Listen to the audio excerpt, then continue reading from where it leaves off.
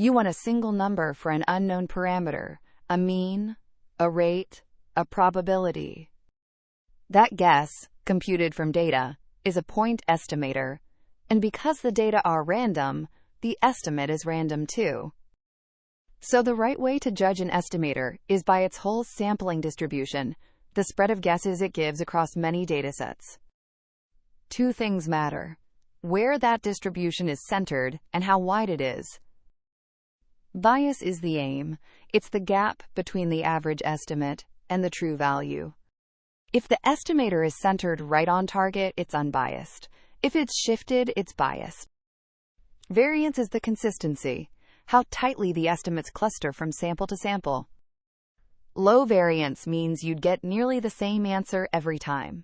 High variance means it swings wildly. Mean squared error combines both into one score, the average squared distance from the truth. And it splits cleanly. Mean squared error equals bias squared plus variance.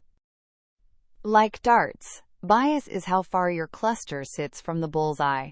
Variance is how scattered the cluster is. This is why unbiased isn't automatically best. A slightly biased estimator with much smaller variance can have lower total error than an unbiased one. The classic example: shrinking an estimate a little toward zero trades a touch of bias for a big drop in variance. An estimator is a random guess, judged by its sampling distribution. Bias is the aim, variance is the spread, and MSE ties them together as bias squared plus variance.